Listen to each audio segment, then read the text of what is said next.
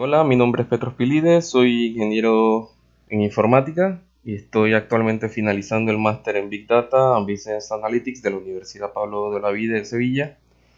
Y bueno, fue en este máster justamente que vine a reencontrarme un poco con R, dado que es un lenguaje muy poderoso para todo lo relacionado a ciencia de datos e inteligencia artificial, al igual que otros lenguajes como puede ser Python o Scala. Y bueno, la intención del video es que cada uno realice los pasos de instalación y que verán que es bastante sencillo y podamos ver algunos aspectos introductorios y más básicos sobre R, como lo que es declaración de variables, los objetos, manejo de ficheros, entre otras cosas. R es un lenguaje completamente gratuito, salvo algunas versiones comerciales, y ofrece una amplia gama de posibilidades, dado que es un lenguaje soportado por un grupo nuclear de especialistas y una gran comunidad. Constantemente se están incorporando librerías, no necesariamente estadísticas. Hoy día existen librerías para text mining, inteligencia artificial y bueno, prácticamente lo que uno se puede imaginar, se ha creado una librería. R es un lenguaje multiparadigma, principalmente orientado a objetos o funciones que se guardan en memoria. Ahora que estemos haciendo la instalación, vamos a ver que lo que tenemos es una consola principal de R, tipo línea de comandos. Pero bueno, podría resultar un poco tedioso al inicio, pero posteriormente se darán cuenta que es bastante sencilla la interfaz. Así que vamos a iniciar con la instalación. Para realizar la instalación, simplemente entramos a Google y colocamos proyecto R. Y la primera página que nos sale es rproject.org. Entramos en la misma y al entrar al sitio podemos ver una sección para descarga. Y luego aquí lo que tenemos son los diferentes espejos. R es un proyecto colaborativo y muchas instituciones científicas, universidades, le dan soporte a estos espejos. Prácticamente todos tienen la misma información, así que vamos a entrar al principal. Y luego vemos que lo que tenemos es la descarga para diferentes plataformas. Lógicamente es importante que sepan que al momento de instalar R, por ejemplo, vamos a descargarla para Windows. Hay varias opciones. Vamos a instalar R como si fuera la primera vez. Luego tenemos la última versión. Siempre cuando entramos a esta opción, nos va a disponer la versión más reciente y más estable. Entonces, es importante el tema del tipo de equipo, si es de 32 o 64 bits. Para eso, es importante que sepan que como R está funcionando en memoria, un equipo de 32 bits se nos puede quedar un poco corto por el manejo de la memoria. Así que digo, hoy día prácticamente todos deberíamos tener un sistema operativo de 64 bits. Así que estoy asumiendo que esa es la opción que vamos a utilizar. Una vez se hace la descarga, procedemos entonces a hacer los pasos de instalación, que es muy sencillo.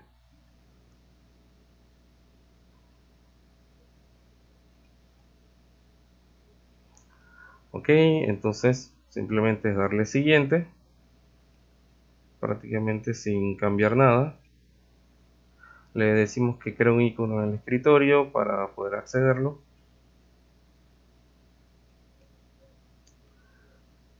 Y él está haciendo la instalación. Ahora, él va a instalar siempre dos iconos en el escritorio. Uno para la versión de 32 bits y uno para la versión de 64. Ahora lo vamos a ver cuando finalice la instalación.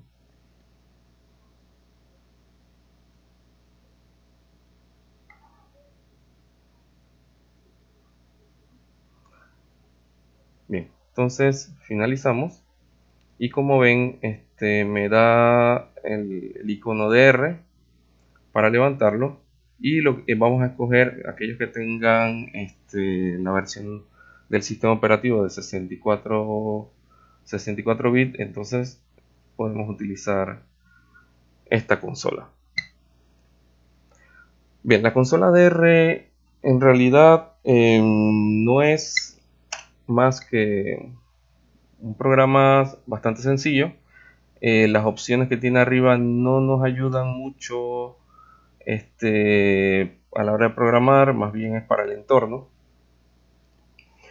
Este entorno de trabajo, para quien utiliza R de forma individual y está probando o desarrollando sus modelos, no se puede considerar un entorno para producción. Es decir, no podríamos montar una solución basada en R para un caso de uso industrial, como se podría utilizar R en entornos de producción, pero hago la salvedad de que todo el código que se esté desarrollando en esta consola bajo las librerías de R es perfectamente exportable o se puede utilizar en un entorno de R para un ambiente productivo o escalable. Bueno, existen muchas versiones también. Por ejemplo, Oracle trae su propio paquete de base de datos que corre R, igual que SQL Server. Así que lo importante es que esta consola nos permite practicar o nos permite desarrollar, y después ese código que se está desarrollando se puede utilizar en un ambiente productivo. Lo primero que tenemos que tener en cuenta es bueno, una función muy básica, getWD. Lo que nos da es el directorio actual. También podríamos con otra función como getWD, y lo que R nos invoca es a la ayuda de ese comando o de esa función y con todos sus argumentos. Entonces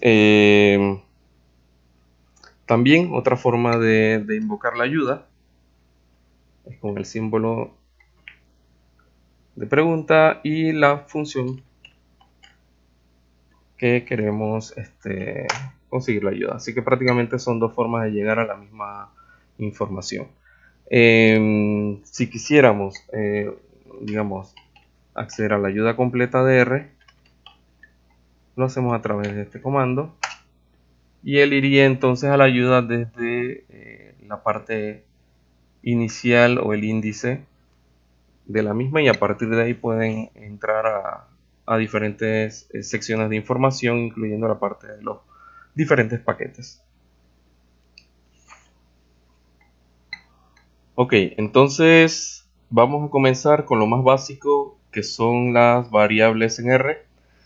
En R no es necesario hacer una declaración de variables como puede ser en otros lenguajes, que debemos indicar el tipo de dato, la precisión, etc.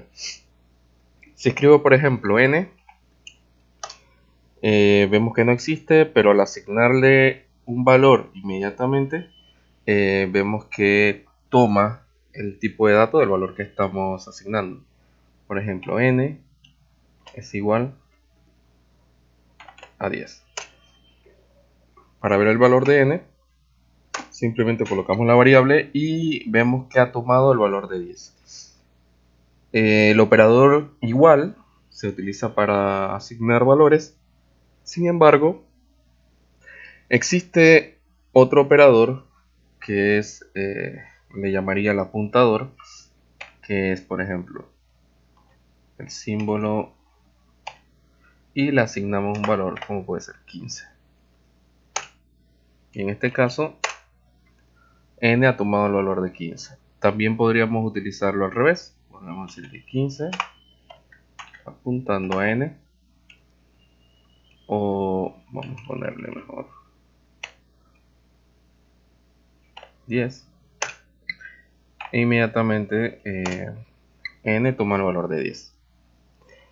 Entonces, algo también importante es que si ponemos n, por ejemplo, dice que no existe el objeto, lo que quiere decir que R es totalmente sensible a mayúsculas y minúsculas. Bien, también podemos asignar expresiones matemáticas, como por ejemplo n es igual a 10 más 2. Ok, si vemos el valor de n, entonces le ha asignado el resultado de la operación. Podemos también asignar valores aleatorios, por ejemplo, utilizando la función r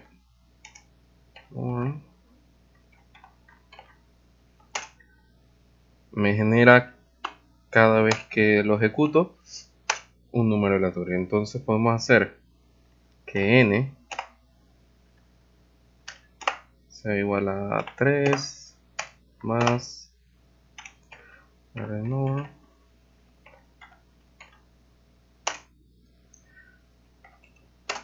y podemos ver que asume un valor diferente cada vez que lo ejecuto.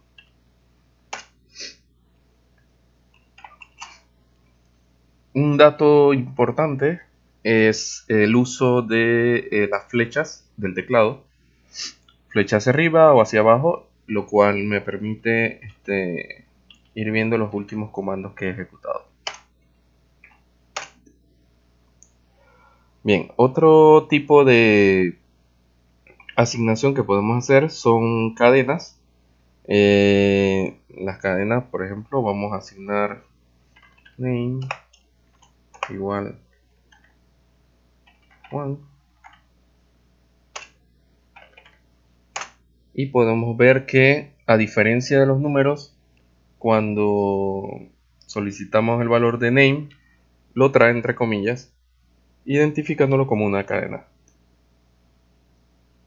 Entonces, para poder hacer asignaciones varias en la línea de comandos, podemos utilizar el separador de punto y coma. Por ejemplo, name es igual haría punto y coma n1, vamos a utilizar este otro operador, es igual a 10, punto y coma n2 es igual a 100, punto y coma, y m es igual a 0.5. Ok, entonces, por ejemplo, vamos a consultar el valor de m, por último que ingresamos y vemos el valor. Estos valores se van almacenando en memoria, como les he ido mencionando, por lo que si quisiéramos saber todas las variables o objetos que hemos definido, podemos utilizar el comando ls. Y aquí me aparecen todas las variables que hemos ido definiendo. Y si quisiéramos saber una en particular, por ejemplo, ponemos ls pat, que viene a ser un acrónimo de patrón, y por ejemplo todas las que tengan una n al inicio, y nos va a salir entonces las variables que inician con n. Ahora, si quisiéramos saber más información sobre las variables, podemos usar el comando ls-str, y lo que nos va a traer es una lista de las diferentes variables y el tipo de dato y de repente la precisión o el valor. Entonces, por ejemplo, si quisiéramos ahora, en vez de asignar un valor individual y asignar ahora otro tipo de objeto que vienen a ser los array o vectores, entonces podemos hacer, por ejemplo, b es igual a c, a la función c, de 1, 2, 3, 4 y 5. Entonces cuando consultamos el valor de b, tenemos un arreglo o un vector de 5 valores. También podríamos con un atajo asignar a b los valores del 1 al 10. Con el operador 2 puntos lo que logramos es traer esa serie de números del 1 al 10 y simplemente cuando consultamos el valor nos trae toda la serie completa que hemos asignado como un array o un vector. Bien, entonces otra forma de utilizar este operador sería haciendo b igual a la serie del 1 al 10 menos 1. Cuando consultamos entonces lo que nos trae es la serie, efectivamente son 10 números, pero es como si se moviera en el eje. Vamos a hacer otro ejemplo para que quede más claro. Menos 5. Y como ven, lo que se ha movido es como en el eje X. Y me trae los valores desde menos 4 hasta 5. No es lo mismo a decir que B es igual a los números del 1 hasta 10 menos 1. Dado que es como si le pidiera los valores de B en la serie del 1 al 9. Equivale a lo mismo. Entonces, otro aspecto importante es la asignación de variables. Puedo hacer que A sea igual a B.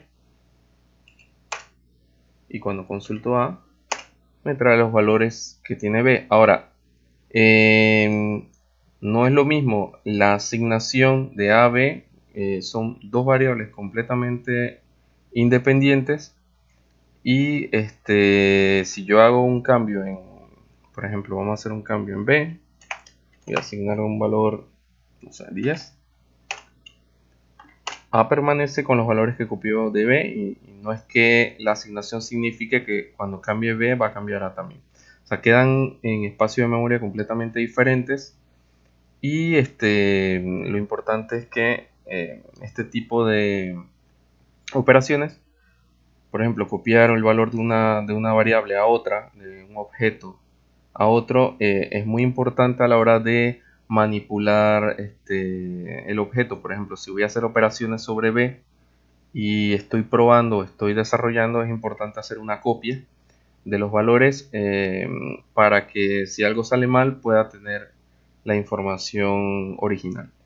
Y es tan sencillo como hacer una asignación.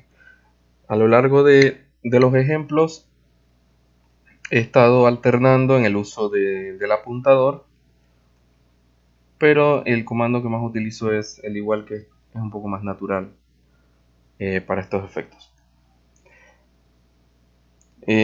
Como mencioné al inicio, el R está basado en orientación a objetos, por lo que prácticamente todo lo que hemos visto hasta ahora es considerado un objeto. De hecho, cuando haces ls, todo lo que lista, ya sea variables individuales o variables tipo vectoriales o arrays, o ahora que empecemos a ver matrices o data frames, todo es considerado un objeto.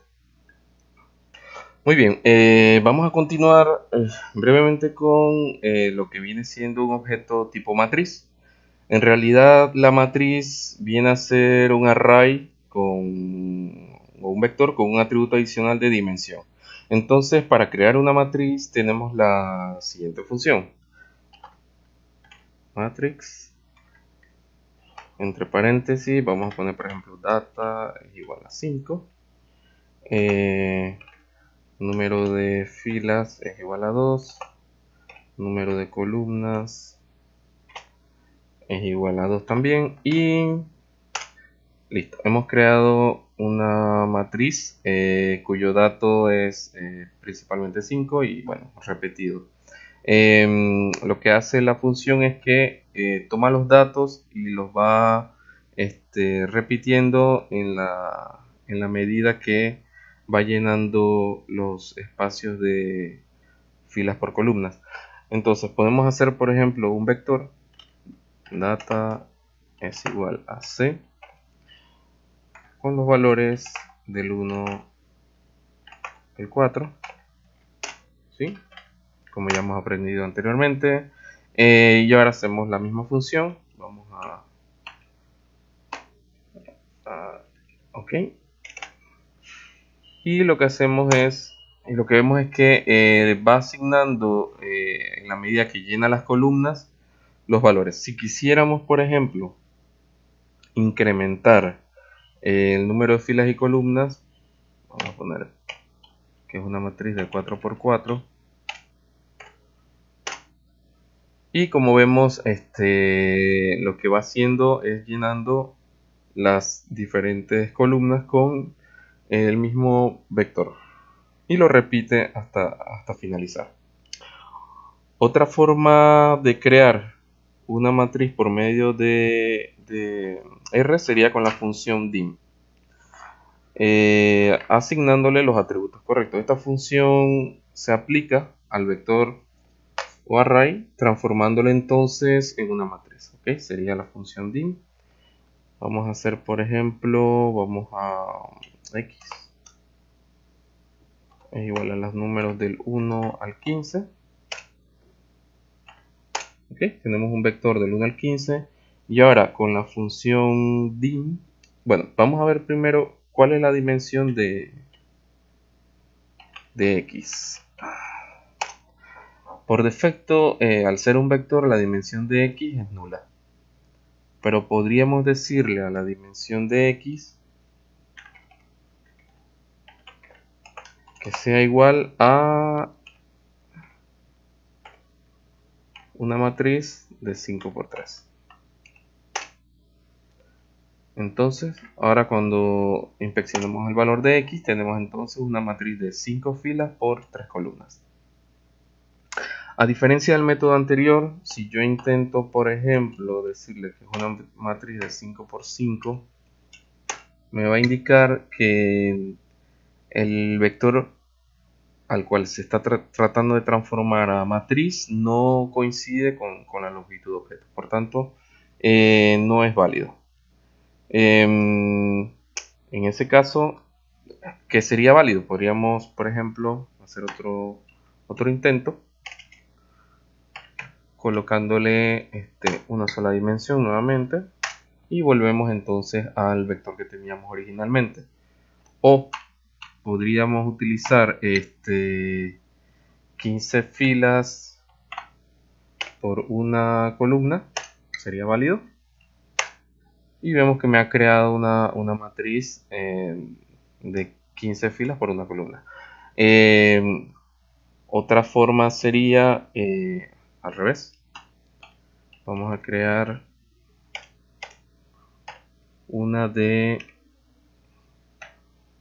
una fila por 15 columnas. Y cuando consultamos, en efecto, vamos a ampliar un poquito la consola. Me ha creado una matriz de una fila por 15 columnas.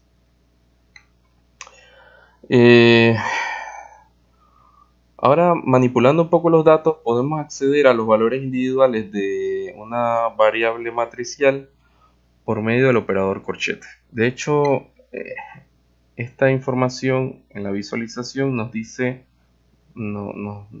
prácticamente lo que habría que colocar para acceder a una fila o columna particular.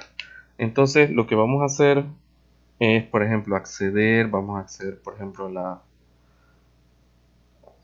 vamos a copiarlo, la tercera columna, su valor, y hacemos x, operador corchete de la tercera columna. Y lo que me trae es ese valor. Podemos probar con la columna 4 y me trae el valor de la columna 4. Ahora, si quisiera la fila, podemos hacer que me traiga la primera fila completa y me trae entonces todos los valores de la fila 1. ¿Ok?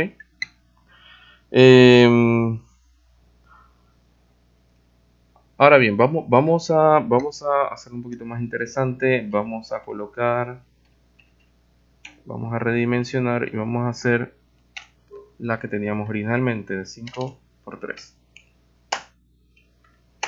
Volvimos a la matriz y ahora vemos que podemos combinar. Si quisiéramos, por ejemplo, el 8, sería la fila 3 por la columna 2. Entonces, vamos a utilizar 3 por 2. Y en efecto, traemos la información que está en la matriz en la fila 3, columna 2. Bien, vamos a hablar de la función, una función que es muy importante en R, que es la función summary. La misma tiene una gran importancia a la hora de inspeccionar información, ya que nos da un breve resumen cuantitativo de los objetos. Entonces, usando la función summary de la variable que acabamos de crear. Ok, ¿qué nos trae? En sí, como vemos en la matriz, en la parte de arriba, él toma las columnas como los vectores, ¿no? Él le asigna al vector 1, al vector 2 y al vector 3 de la matriz. Y lo que me trae es un resumen de este grupo de datos, el valor mínimo, que es 1, lo podemos ver acá arriba, el valor máximo, que es 5, el primer cuartil, que viene siendo 2, el tercer cuartil, la media y la mediana.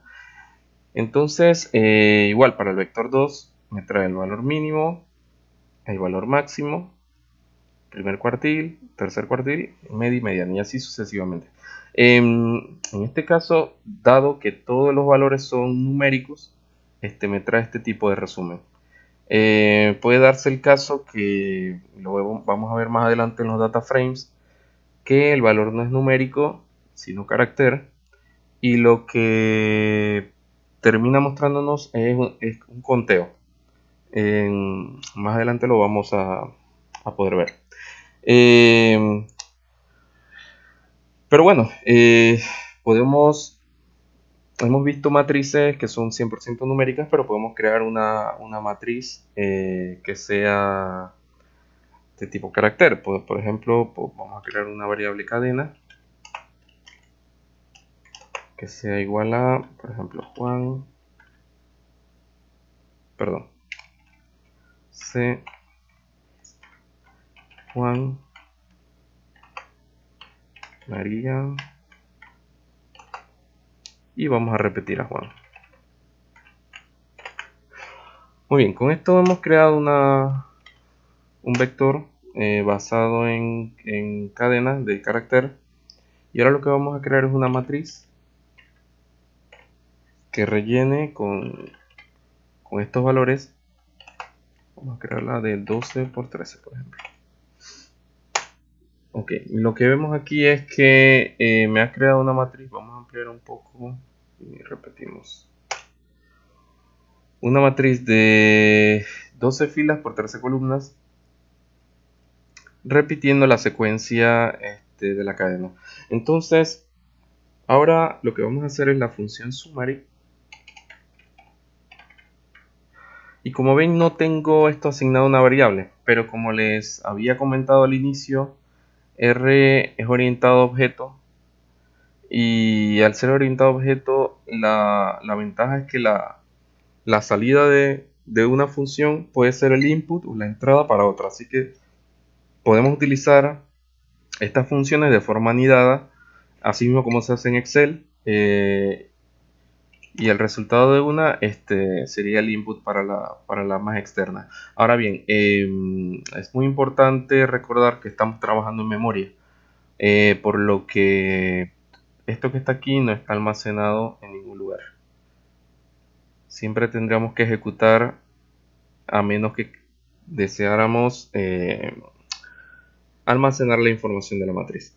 Entonces, como podemos ver, en el caso del summary, a diferencia de los valores numéricos que teníamos arriba, lo que me trae es para cada uno de los vectores un resumen de las cantidades de los diferentes valores.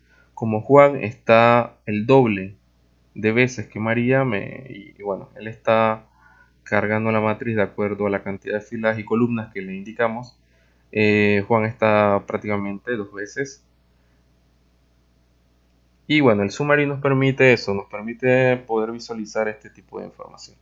Ahora vamos a pasar a las expresiones. En R hay una función bastante poderosa que es expression, que nos permite almacenar ya sea una operación matemática que no queremos ejecutar inmediatamente para luego evaluarla. Por ejemplo, vamos a trabajar con las siguientes variables.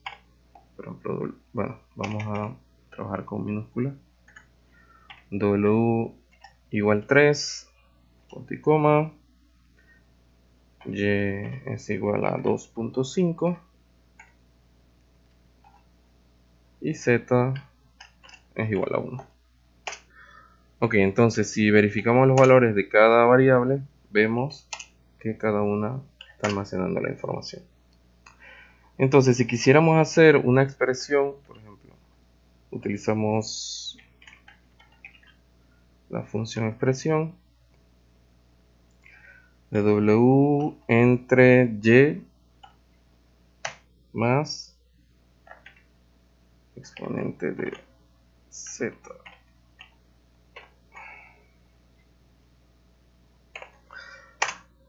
Bueno, un errorcito.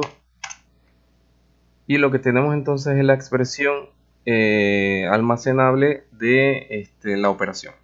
Si quisiéramos evaluar esta expresión, lo único que tenemos que hacer es utilizar el comando eval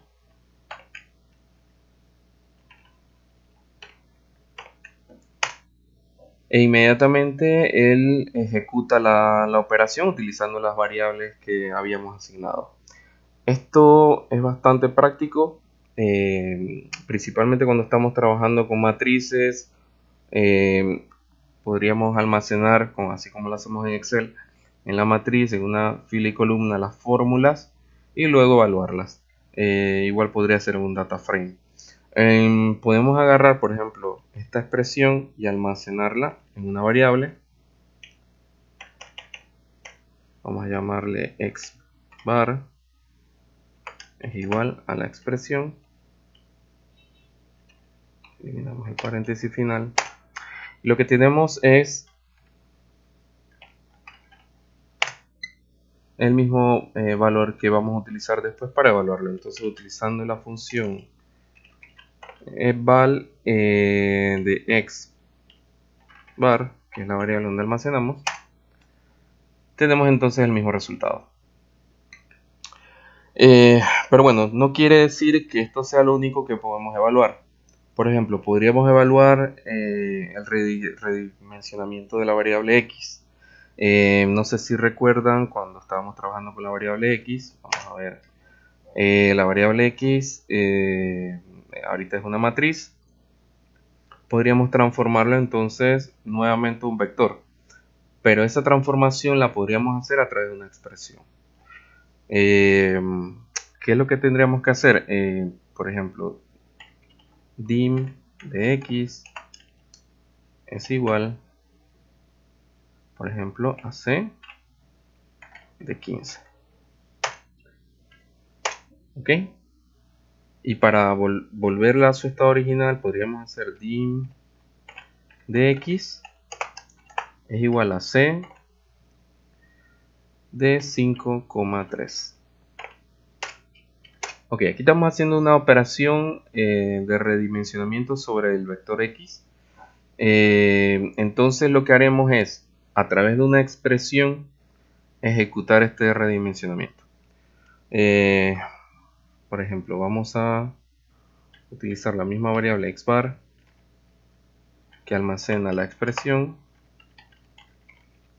Y dentro vamos a entonces ejecutar o guardar el redimensionamiento. Dim de x es igual, nuevamente vamos a transformarla en vector y cerramos. Ok, aquí nos va a ocurrir un error. Una de las limitantes que tiene. Lo que vamos a hacer es que aquí adentro no permite utilizar el valor igual, y vamos a utilizar el que estábamos utilizando anteriormente, que es un apuntador que funciona bastante igual, pero la diferencia es que con la expresión si no funciona, y la idea es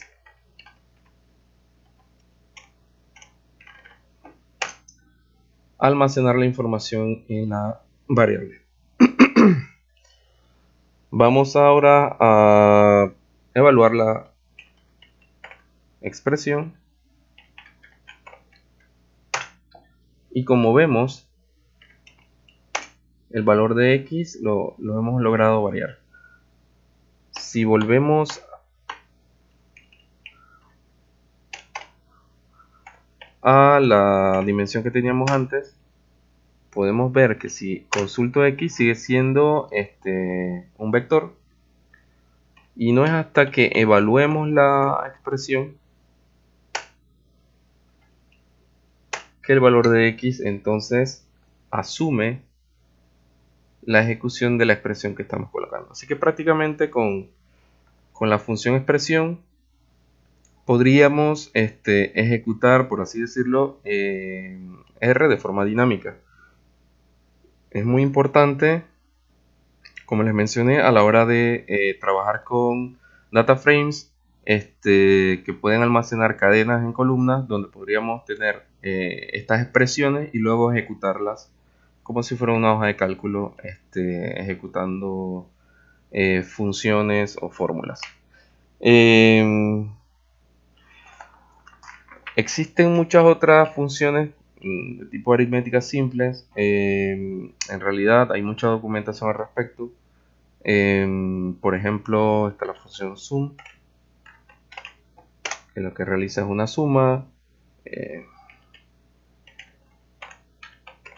Prod, que realiza el producto de todos los elementos que están en X. El mínimo, el máximo,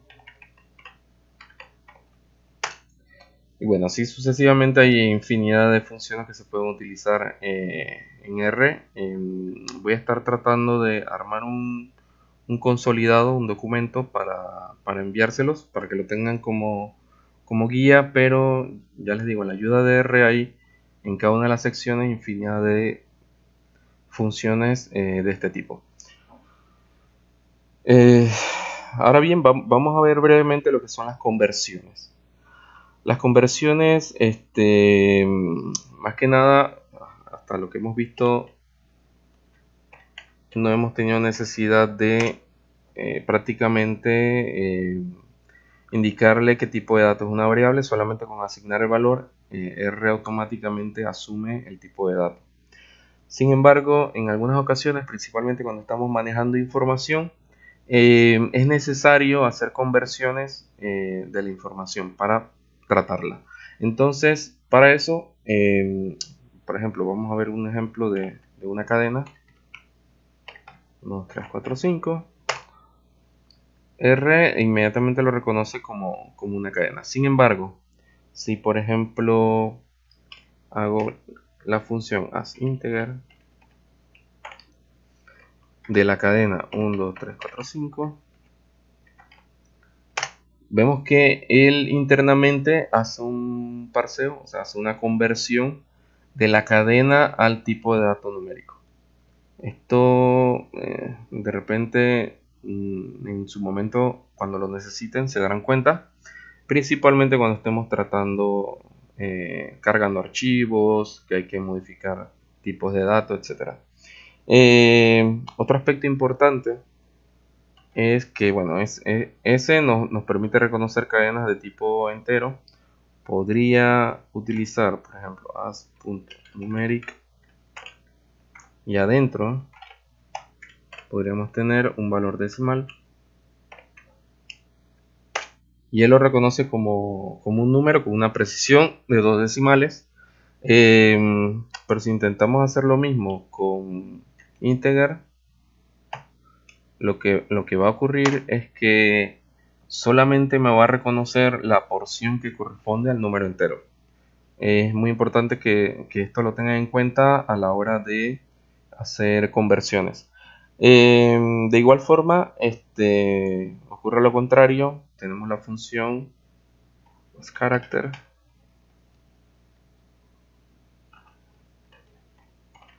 y dentro podemos colocar un número, y él entonces lo va a reconocer internamente, lo va a transformar a una cadena.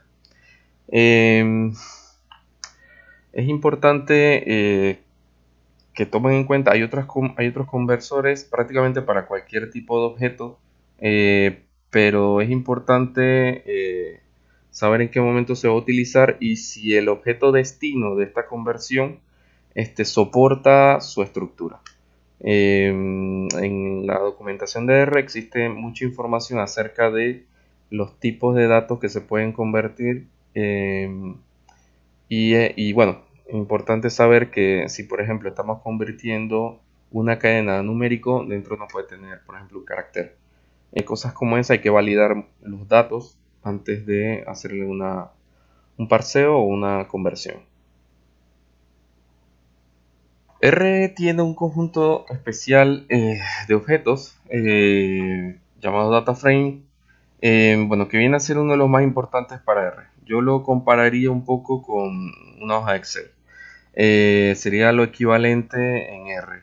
Que a diferencia de las matrices que vimos anteriormente, que solo pueden ser o matrices tipo numérica o de tipo carácter, por ejemplo, un data frame puede contener diferentes tipos de valores. Entonces vamos a trabajar con un conjunto de datos. Para ello R trae dentro de su instalación de forma precargada el conjunto llamado iris. Solamente tenemos que escribir iris. Inmediatamente vamos a ver un conjunto de datos que no cargamos previamente, sino que vino con la instalación. En sí, el conjunto de datos iris es bastante popular, y lo que trae consigo es en la columna 1 la longitud del sépalo, en la columna 2 la anchura del sépalo, la longitud del pétalo, la anchura del pétalo y a qué especie de la flor iris corresponde. En sí lo que trae consigo es que tenemos 50 medidas de longitud y anchura del sépalo y el pétalo de la flor para setosa.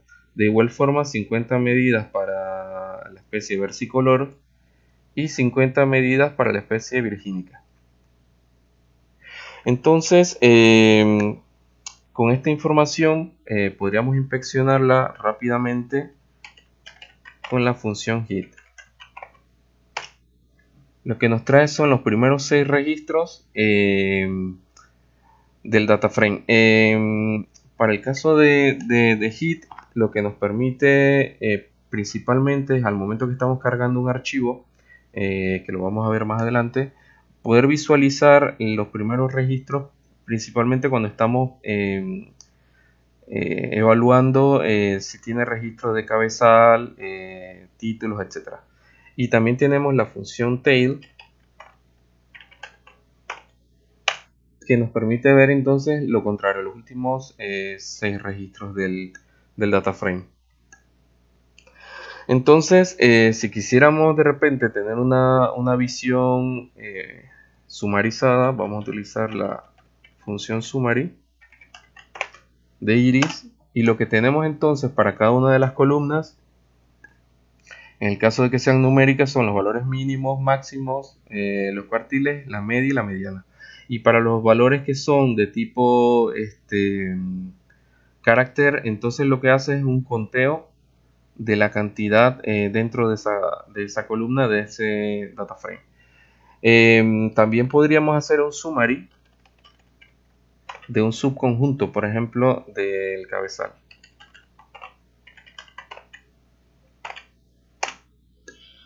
Para ese caso, entonces, lo que hace la función summary es reducir al subconjunto de información. Por ejemplo, el mínimo aquí dice que es 4.6 y en efecto ese es el valor mínimo. Y el máximo viene siendo 5.4 y en efecto en el subconjunto del cabezal de iris, que son estos 6 registros, es 5.4. Y de igual forma me indica que solamente tiene 6 especies y del resto 0. Es importante que se entienda que igual la función summary para este tipo de registros que son carácter sí mira todos los datos que están y no solamente se limita a mirar la información que está dentro del subconjunto, porque como ven en el subconjunto no está ni versicolor ni virgínica, pero me los lista con un valor 0. Ok, en ese caso vamos a tratar de inspeccionar un poco o acceder a registros en particular. Vamos a hacer entonces, volvemos a mirar el cabezal. Y bueno, lo que vamos a tratar es de acceder a un valor en particular. Para eso utilizamos igual el operador corchete. Y vamos a acceder a la fila 1 y la columna 1. Entonces, como vemos, estamos accediendo a la fila 1 de la columna 1 a través del operador corchete que ya habíamos utilizado en el manejo de las matrices. De igual forma, podríamos acceder únicamente a la columna 1 o únicamente a la fila 1. ¿Ok? Entonces, otra forma de acceder sería entonces a través de el nombre de la columna. Por ejemplo, si hago iris, ahora utilizando $, cepal.len,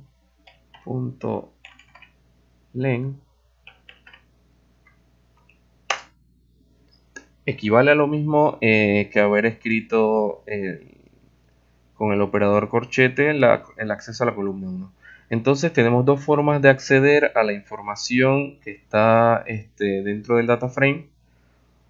Una con el operador corchete y la otra con el nombre de la columna. Si quisiera acceder, por ejemplo, a las 10 primeras filas del conjunto de datos iris, sería cuestión de utilizar, por ejemplo, vamos a utilizar el operador corchete y quiero acceder de la fila 1 a la fila 10 e inmediatamente él me trae las 10 primeras columnas. Pero si quisiera acceder a renglones o registros en particular, entonces lo que podemos hacer es utilizar la función C, y vamos a acceder, por ejemplo, a la 1, a la 3, a la 5 y a la 7. Ok, entonces, si ven, estamos accediendo a 4 filas diferentes a través del operador corchete y la función C lo que hace es que me crea un array que le da la instrucción al operador corchete de traerme entonces estas filas. Si quisiera combinar, por ejemplo, vamos a combinar esos mismos y ahora solamente quiero la columna de longitudes 1, perdón, la 1 y la 3. Entonces lo que hemos traído un subconjunto de datos con las filas que mencioné antes, la 1, la 3, la 5 y la 7, y le estoy indicando en lo que son las columnas que me traiga la columna 1 y la columna 3, que son las longitudes. O sea que podemos combinar estas opciones para poder sacar subconjunto de datos dentro de lo que sería el data frame. A todo esto, si quisiera, por ejemplo, a ese subconjunto hacerle un summary,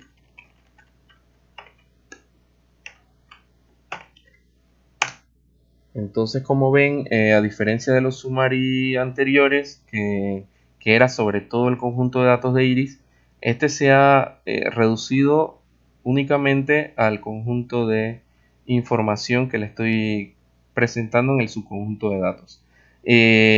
Por ejemplo, el valor mínimo es 4.6 y el valor máximo es 5.1, como se muestra aquí. El valor mínimo es 1.3, este que está aquí, y el valor máximo es 1.4, como se muestra en el resto de los registros. Vamos a realizar un breve paréntesis del data frame para hablar un poco de los operadores lógicos, ya que no lo tocamos antes. Por ejemplo, vamos a asignar a la variable a el valor de 10. Ok, vemos que a es igual a 10. Pero si le preguntamos a R si a es mayor a 3, él me va a responder que sí. O sea que estoy haciendo una pregunta lógica con un operador que es mayor que, y me indica que sí, que en efecto el valor de a, que es 10, es mayor a 3. Sin embargo, si le preguntamos si el valor de a es mayor a 30, él me va a responder que no, porque obviamente 30 es mayor a 10. Entonces, podríamos preguntar, por ejemplo, si a es igual a 5. Y bueno, en este caso el operador no es correcto. Lo que acabamos de hacer es una asignación. ¿Ok? Entonces el operador correcto para hacer una igualación sería a igual 5. Y como lo acabamos de asignar, me responde que es correcto. Pero si le preguntamos si a es igual a 6, me va a contestar que en efecto es falso. Así que teniendo en cuenta, R tiene una gran cantidad de operadores lógicos que son bastante comunes en los lenguajes de programación, principalmente para este tipo de consultas. Y lo que vamos a hacer entonces es volver a Iris y vamos a empezar a crear subconjunto de datos basados en operadores lógicos. Entonces, por ejemplo, si quisiera acceder, vamos a acceder a Iris dólar petal.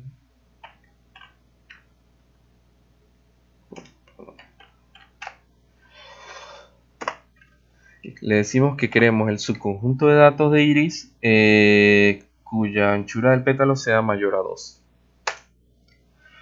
Y bueno, ¿qué es lo que nos devuelve? Lo que nos está devolviendo es un arreglo con todos los elementos de la columna, del ancho del pétalo y valores de verdadero y falso. Lo que quiere indicar esto es que todos aquellos cuyo valor si sea mayor a 2, los va a identificar con true. Entonces, vamos a ver este ejemplo. En los últimos dos registros hay un valor que en efecto es mayor a 2 y a su lado son dos valores que no. Entonces vamos con la función tail de Iris y vemos entonces que los últimos de la columna anchura del pétalo, que es esta que está aquí, los últimos dos valores dice que hay uno que es mayor a 2 y hay otro que a su lado que no lo son. Y en efecto se cumple. Si vemos el registro que está aquí, no lo considera porque es mayor. Si quisiéramos que considerara de 2 en adelante, tendríamos que utilizar el operador mayor o igual. ¿Ok? Y en ese caso, si ven, si considera el 2 y el 2.3 como correctos. que sí cumplen que sean mayor o igual a 2. Entonces, lo que podemos hacer con esto es utilizar esta función, esta operación lógica para filtrar mis datos. Ahora sí quiero, vamos a hacer iris y entre corchete, quiero todos los registros que cumplan con esa condición. Entonces vamos a seleccionamos, copiamos y pegamos. Ok, esto puede ocurrir con mucha frecuencia, no hay ningún problema con eso. Lo que hace R cuando le das retorno de carro o enter es que te saca un signo de más hasta que termines la sintaxis. En este caso lo que venía era en la coma, porque quiero son los registros y el cierre del corchete. Entonces lo que me devuelve son todos los registros cuya anchura de pétalo sea mayor a 2. ¿Ok? Entonces si le hago... Vamos a cerrarlo aquí para que sea más cómodo. Si le hago un summary a este subconjunto de datos, entonces obtengo, como ven, como valor mínimo de la anchura del pétalo es 2. Y bueno, como valor máximo, obviamente arriba de 2, que son los valores que me ha traído. A ver, hay otro operador que nos permite... que nos permite jugar un poco con más condiciones, que es el ampersand. Y este operador lo que permite es una condición de tipo i. Este operador nos permite combinar, por ejemplo, quiero todos los que sean anchura del pétalo mayor a 2, mayor o igual a 2, y longitud del pétalo, iris, dólar,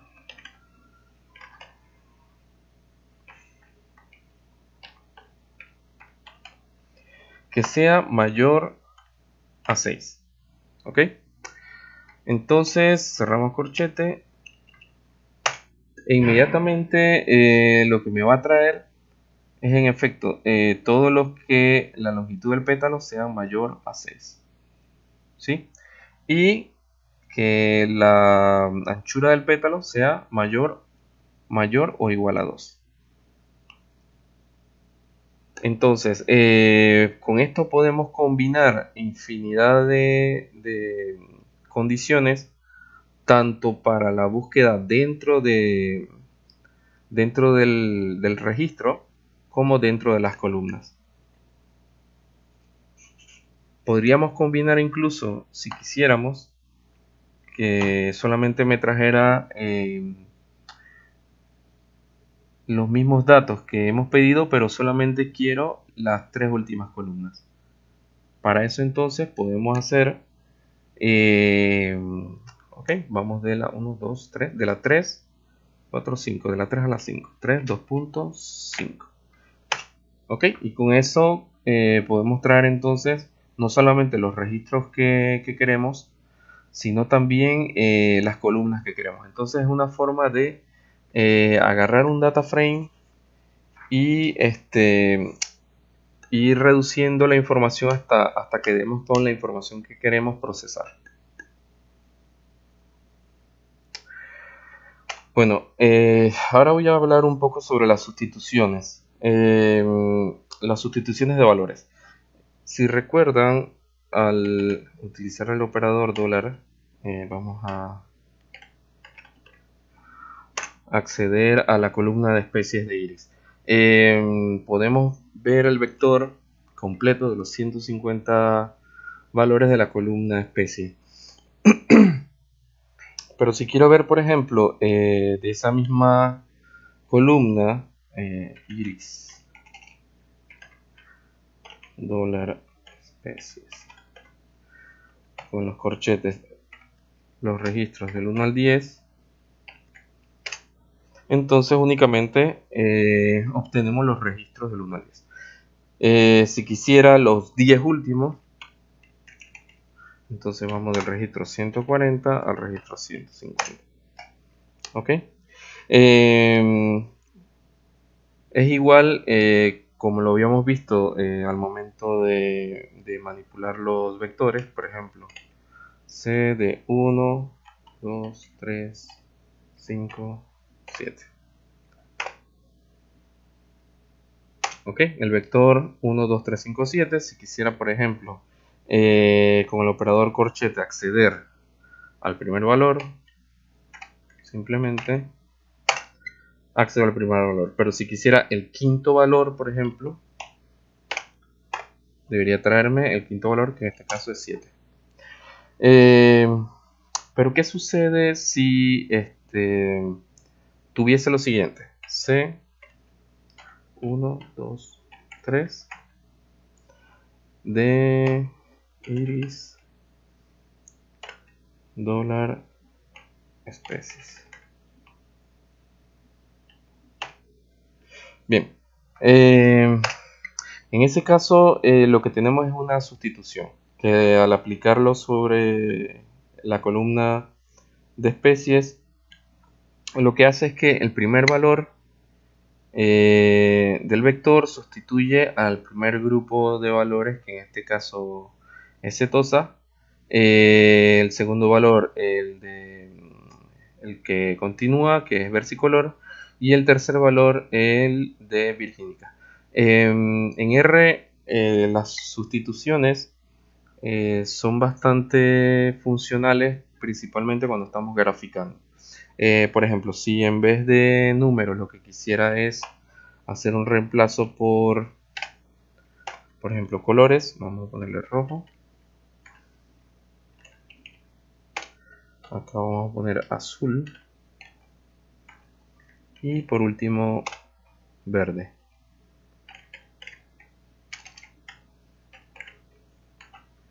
Bien, lo que obtenemos entonces es el mismo arreglo, el mismo vector de la columna especies con valores sustituidos de colores. Ahora bien, como les mencioné, esto es bastante funcional a la hora de crear gráficas. Que bueno, para la primera clase que vamos a tener el día miércoles, la intención es ver un poco todo el tema de visualización. Entonces va a ser bastante funcional esta funcionalidad de sustitución que utiliza R.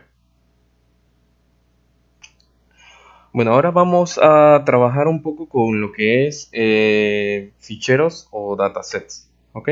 Entonces, para eso vamos a entrar a este sitio web, kaggle.com. Aquí está el nombre. Y lo que vamos a hacer, este es un sitio donde están disponibles cualquier cantidad de datasets. Vamos a entrar a la sección de datasets y vamos a tomar de repente, bueno, este dataset de FIFA. Para eso tengo que loguearme.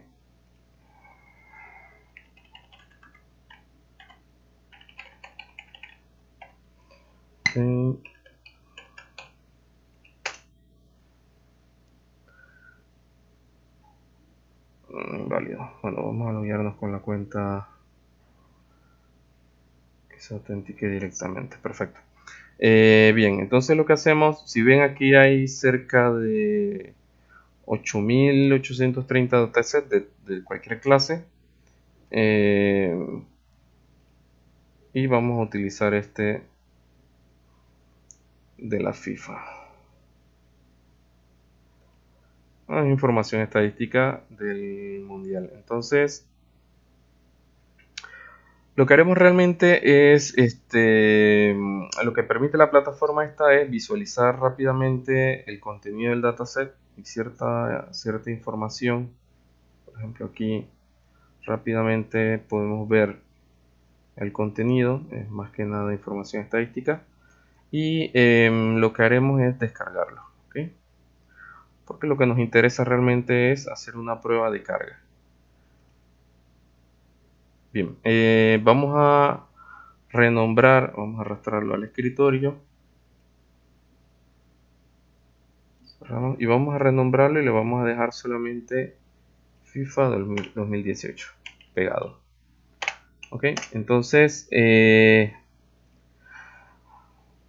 como habíamos visto antes, la función getWD nos da entonces la ruta donde R normalmente está leyendo, que es en los documentos, y lo único que hacemos es pasar o copiar el archivo para allá. Entonces, utilizando la función read.csv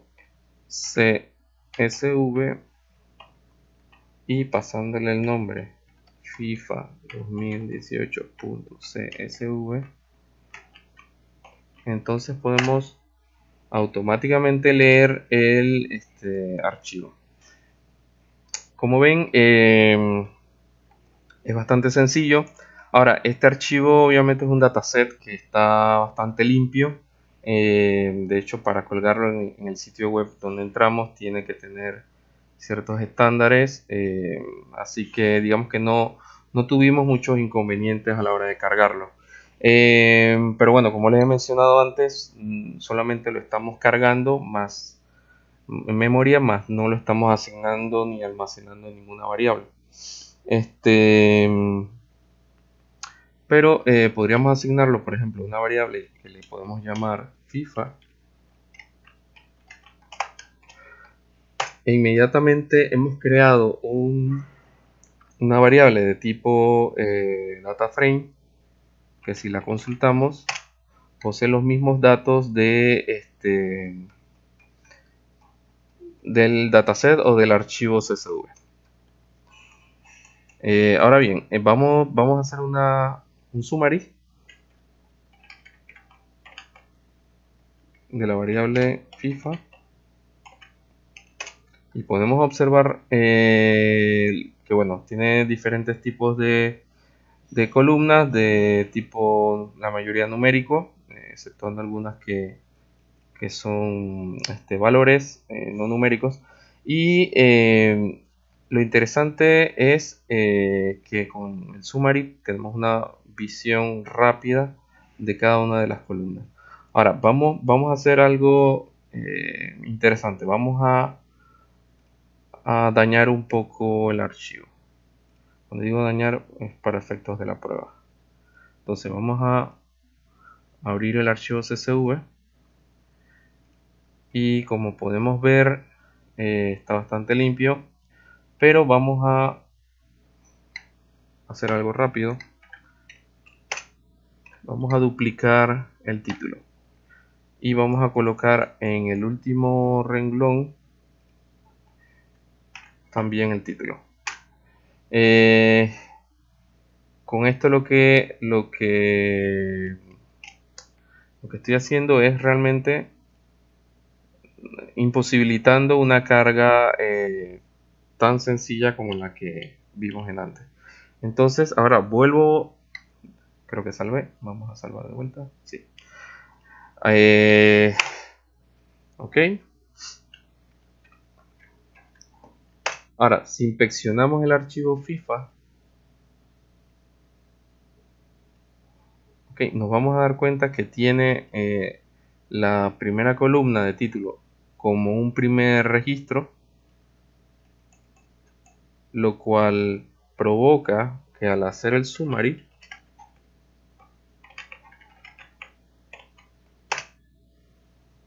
entonces exista otra información cargada. ¿Ok?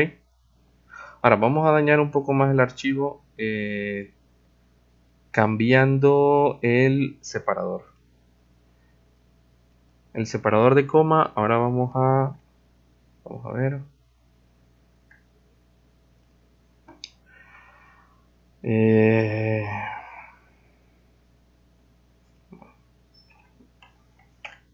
Bien, vamos a buscar separador de coma y vamos a utilizar punto y coma. Reemplazar todo. y lo salvamos. Entonces vamos a volver a realizar la carga.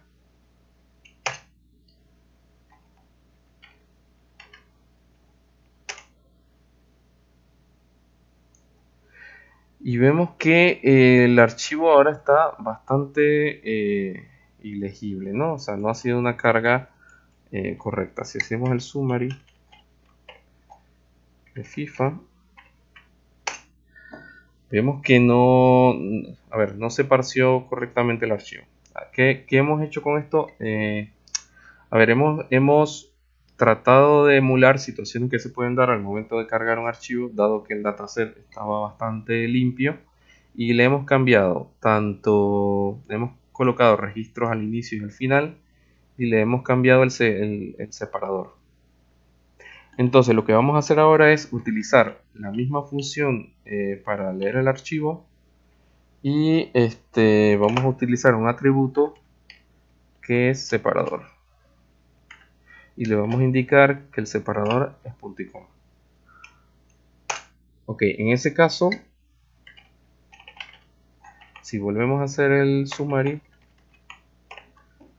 entonces nos damos cuenta que sí aceptó las diferentes columnas, ahora con el separador de punto y coma. Entonces, pero eso no nos arregla el archivo del todo, porque si, por ejemplo, hago un hit de FIFA, me doy cuenta que tengo un primer registro lleno de valores que son la repetición del cabezal. En ese caso hay otra propiedad que se llama, a ver, skip igual, y con esto lo que le digo es que se salte el primer registro. Entonces volvemos a hacer una lectura del cabezal y nos damos cuenta que en efecto ya el primer registro no es la repetición de los labels de las columnas, sino que es un valor. Pero eso no nos arregla todavía el problema que tenemos con el pie. Como se acuerdan, incluimos al final del archivo también información que puede ser basura o ruido. Entonces lo que hacemos, vamos a inspeccionar el archivo y vemos que al final existe un registro, el 129, que está lleno de ruido o basura. Entonces lo que hacemos para evitar esto a nivel de R, porque digo, el archivo está bastante manipulable, así mismo como agregué, podríamos decir que sería sencillo remover del archivo, pero la idea es utilizar R con todas sus funciones para poder hacer las transformaciones de los archivos. Entonces, para eso la idea es entonces utilizar la propiedad o el atributo número en el row,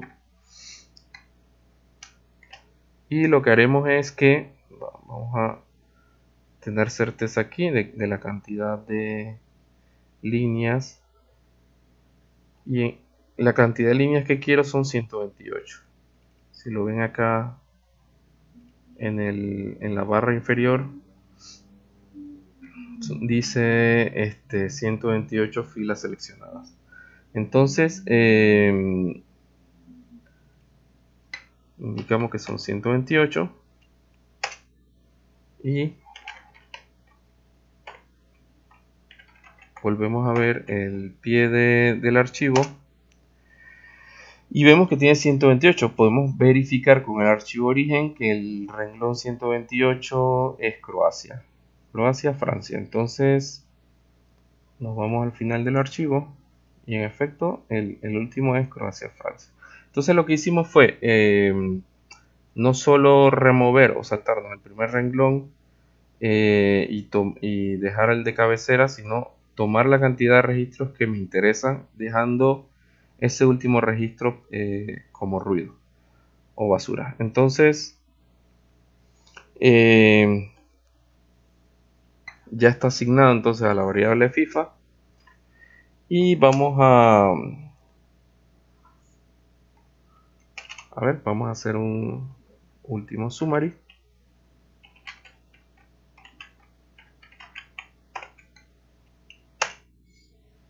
Y ahora sí, lo que me trae es información ya bastante similar a como se había cargado al inicio. O sea, como ven, tomamos un archivo que está bastante limpio y al final hemos logrado, dependiendo de las inconsistencias que encontramos en el archivo, hemos logrado ir limpiándolo hasta que obtenemos el dataset tal cual lo queremos.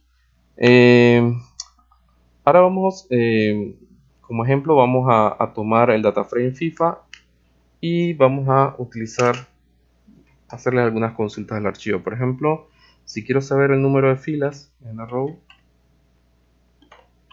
de FIFA, me dice que son 128. Si quiero saber el número de columnas de FIFA, y igual me dice que son 27 columnas. Por ejemplo, otra operación que pudiésemos realizar sobre el archivo. A ver, una cosa importante es que ya una vez que hemos importado el archivo, estamos trabajando sobre la misma base que como estuvimos trabajando con Iris. Es decir, ya estamos trabajando con un data frame. Por lo tanto, lo importante es solventar la parte de la carga del archivo y todas las transformaciones que se requieran, inclusive pueden ser transformaciones de tipo de datos, hasta lograr el data frame bastante filtrado, que es con el que vamos a trabajar, analizar, graficar, o incluso si queremos utilizarlo para correr algún modelo, debería entonces tener la información que necesitamos para eso. Otra operación que podemos hacer, por ejemplo, es eliminar una columna. Si quisiéramos eliminar una columna, vamos a eliminar, por ejemplo, la de oponente. Vamos a utilizar el operador dólar oponente. Lo que me trae es la columna de oponente y me lista los 128 registros de oponente. Entonces lo que hacemos es igualarla a null. Al hacer eso, definitivamente hemos eliminado la columna, y cuando hacemos un summary de FIFA, vemos que acá en el summary anterior teníamos el oponente al lado del equipo, ¿no? Y ahora ya no está. Es decir, que lo que hicimos fue eliminar una columna que probablemente para el tratamiento o el modelo o la gráfica que vamos a hacer no me interesa, y es una forma de ir manipulando el data frame para optimizarlo lo más posible a lo que queremos. Entonces ahora lo que vamos a hacer es lo contrario. Vamos a crear una columna nueva. Podemos crear una columna simplemente utilizando el mismo operador, y por ejemplo voy a crear una columna contador. Como sé que tiene 128 registros, voy a asignarle el vector del 1 al 128. Listo, entonces si hago summary, puedo ver que me ha creado una columna nueva cuyo valor mínimo es 1 y valor máximo es 128. Si lo veo, vamos a ver primero, vamos a ver el cabezal, el detalle.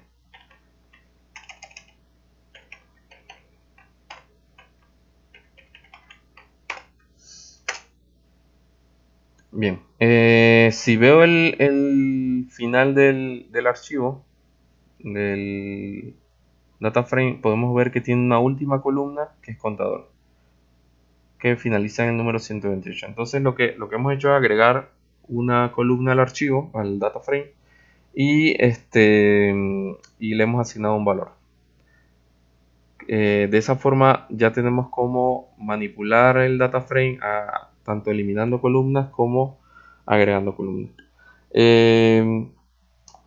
Vamos a eliminarla. Vamos a decirle que es null.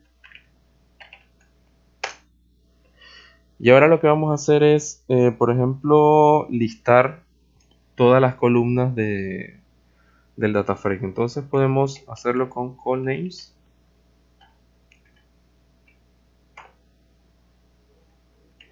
FIFA. Ok, esta función lo que hace es que me trae los labels, las etiquetas de las columnas. Si quisiera, por ejemplo, la etiqueta de la fecha o la etiqueta de la fecha, como saben, utilizamos el operador correspondiente, el corchete, y simple y sencillamente, como es un vector, le indicamos cuál es el que queremos. Pero si más allá, si quisiera cambiar el valor de la etiqueta, lo que hacemos es simplemente apuntar a ese valor y hacer una asignación. Por ejemplo, si lo quisiera cambiar a fecha. Entonces lo que hemos hecho es cambiar el valor de la etiqueta, y ahora cuando vuelvo a consultar vemos que él ha cambiado en el propio data frame ese valor, y el resto de los valores siguen exactamente igual. Pero ya hasta este punto no hay forma de regresar atrás, o sea que el valor está persistente dentro de la variable, el objeto data frame FIFA. En ese caso, ¿qué podemos hacer para... ¿Qué ocurre? Como les mencioné, R está orientado a objetos y todo lo que estamos haciendo está en memoria. Pero si yo quisiera, por ejemplo, almacenar la información de este data frame para seguirla trabajando, tendría que utilizar la función save. ¿Ok? Save es una función muy sencilla. Lo que hacemos es colocar el nombre del objeto que queremos salvar y colocar en qué archivo vamos a ponerle el mismo nombre, fifa.r. se va a almacenar. ¿Ok? Entonces, como les había mencionado, hay un directorio y aquí ya se ha creado entonces el archivo. Ese archivo está encriptado y de hecho vamos a tratar de ver el contenido. Y bueno, es un contenido que está encriptado y que R lo reconoce. Y lo que tenemos acá entonces es que todavía tenemos el contenido de la variable FIFA, pero si quisiéramos, por ejemplo, hacer null. Ok, lo que hicimos aquí fue asignar null a la variable FIFA, que era un data frame, pero lo que quisiéramos ahora es realmente eliminarlo. Lo que utilizamos es la función rm de remover.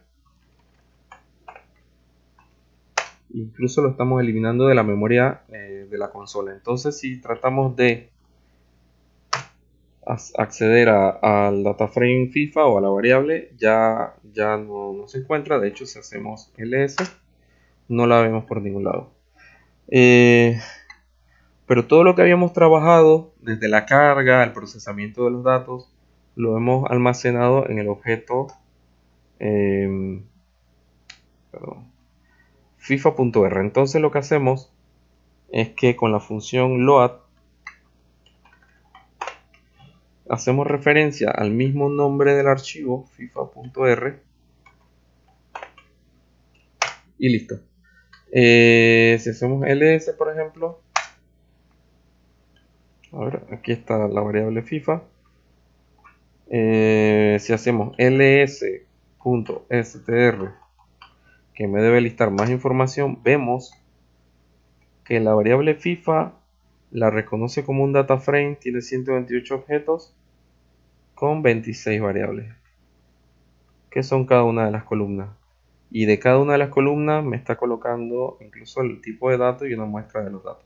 Entonces, como vimos, no solamente almacenamos de forma persistente la información en el directorio, en un archivo .r, sino que con solamente cargar el archivo me crea la variable y me trae los datos que tenía almacenados. Entonces ahora, si hacemos un summary de FIFA,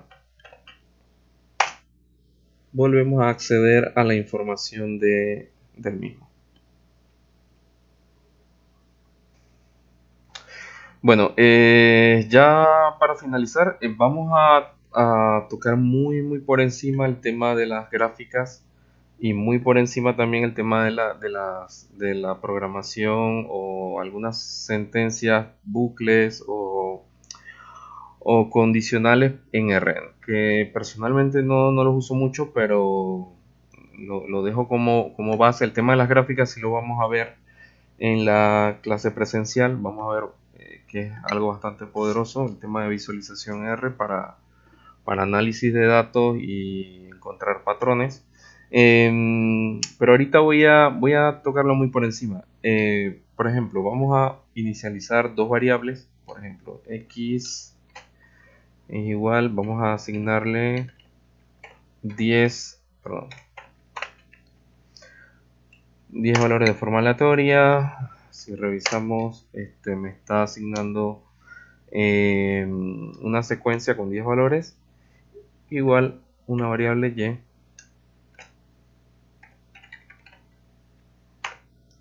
Le asignamos 10 valores de forma aleatoria.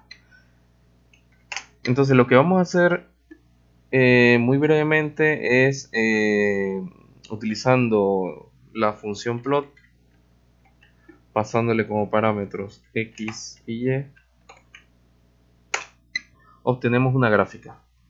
Si ven la gráfica, tiene los 10 valores de x y y, más solo eso, no tiene más nada, no tiene el label del eje X, el eje Y ya.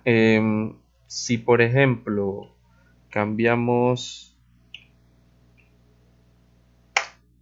volvemos a asignar otros valores al eje Y, ven que son totalmente diferentes. Volvemos a graficar, bueno, debe salir un poco distinto. Entonces lo que vamos a hacer muy rápidamente es customizar un poco la gráfica para que se visualice mejor. Entonces vamos a hacer plot de x y y, pero ahora vamos a cambiar la etiqueta.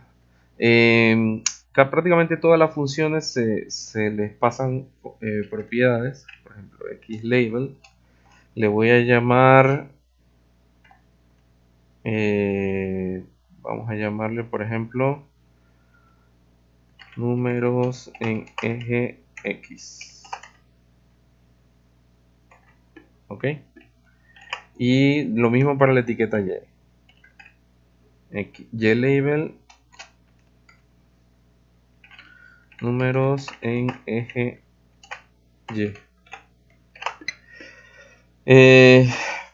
Adicionalmente podríamos, bueno, vamos a graficar hasta aquí. Como ven, hemos logrado cambiar la etiqueta tanto en el eje X como en el eje Y. Entonces lo que vamos a hacer es tratar de cambiar un poco los límites. Seguimos utilizando la misma función, le seguimos agregando atributos y ahora vamos a cambiar el límite en el eje X y le vamos a decir que va desde -2 hasta 2. Y hacemos lo mismo en el eje Y, que va desde -2 hasta 2. Ok. Entonces con esto lo que hacemos es que estandarizamos que el eje X y Y estén en la misma proporción. Otra cosa que podríamos hacer es ponerle un título y de repente agregar un color. Vamos a colocarle entonces un título. Para eso está el atributo main. Simplemente vamos a poner personalización de un gráfico. Ok. Entonces, como ven, pudimos modificar el título de la gráfica. Ahora colocaremos un color, agregando otro atributo que puede ser, bueno, vamos a agregar el atributo col, vamos a ponerle que es red, que viene siendo rojo, y el background vamos a ponerle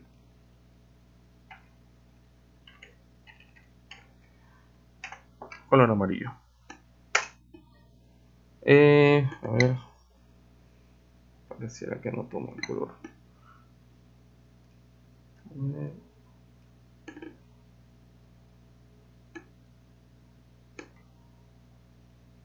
Debería tomar el color. Bueno, en este caso lo que hemos hecho es, bueno, agregarle un color rojo al gráfico. La idea un poco en la siguiente, en la clase presencial, es trabajar fuertemente el tema de gráficos para visualizar información. Ahora, si recuerdan, teníamos el tipo de datos iris o el data frame iris, que ya lo conocemos. Ahora, si hacemos un plot de iris, lo que obtenemos inmediatamente es una gráfica que te muestra prácticamente toda la información, te grafica la información que está utilizando la combinación de todas las columnas, y aquí ya empiezan a notarse algunos patrones interesantes que veremos en la siguiente clase, así que no voy a entrar mucho en ese detalle.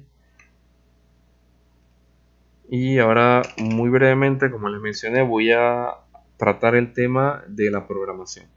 R, como cualquier lenguaje de programación, posee sentencias de control y bucles, que son principalmente para poder controlar un algoritmo y su secuencia de ejecución. Por ejemplo, una condición que es muy básica es el if. Por ejemplo, vamos a decir que si 1 es igual a 1, entonces vamos a decirle que haga un print de true. De lo contrario, else, haga un print de false.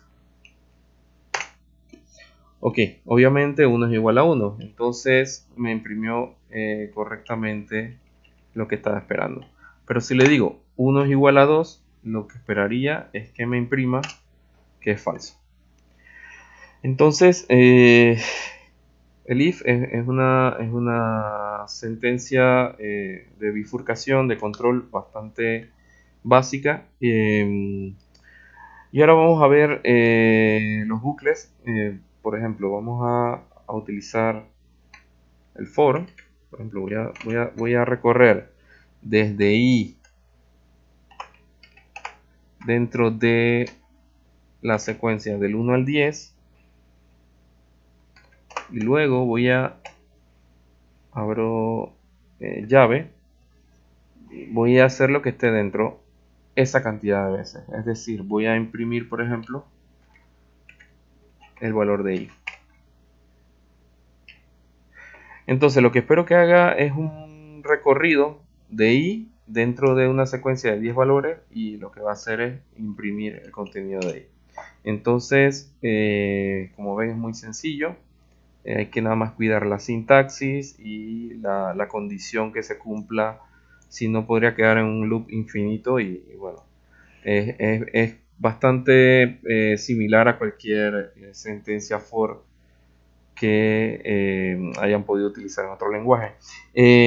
Podemos utilizar también la sentencia while, que es mientras algo ocurra, sigue ejecutando. Por ejemplo, voy a asignar el valor de n igual a 1, mientras n sea menor o igual a 10. Vamos a poner ese valor. Mientras sea menor o igual a 10, vamos a hacer igual, abre llave, vamos a imprimir el valor de n.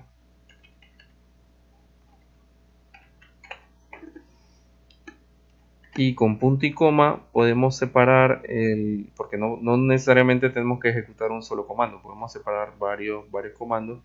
Así que vamos a hacer que n sea igual a n más 1.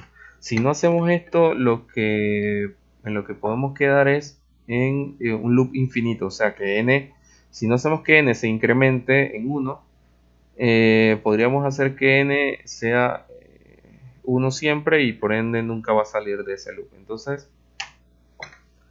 mismo efecto que el for, imprimimos n y como se va incrementando su valor, llega hasta 10 y sale del bucle. Entonces, vamos a hacer, realmente no voy a entrar mucho en detalle en el tema de la programación, más allá de estos comandos. Creo que, de hecho, la parte más básica de R se puede cumplir sin entrar en el detalle de estos comandos. Pero igual voy a hacer algo un poquitín más complejo. Por ejemplo, for, vamos a hacer de i dentro de 1 hasta, por ejemplo, voy a recorrer, no sé si recuerdan, n row de iris. O sea, voy a ir desde 1 hasta el número máximo de iris, y ahora le voy a del data frame iris, y lo que le voy a pedir es que me imprima veamos. Ok, vamos a imprimir iris y vamos a imprimir la fila que está recorriendo, es decir, que voy a imprimir iris en i. Ok,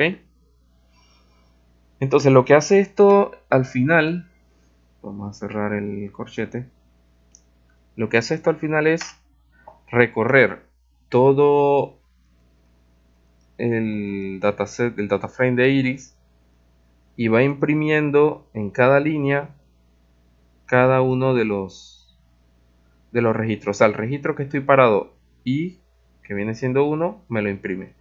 En la siguiente iteración i es 2, entonces me imprime el 2 y así sucesivamente. ¿Ves? Entonces acabamos de rápidamente recorrer utilizando ahí como variable del índice y utilizando el corchete para recorrer filas y columnas.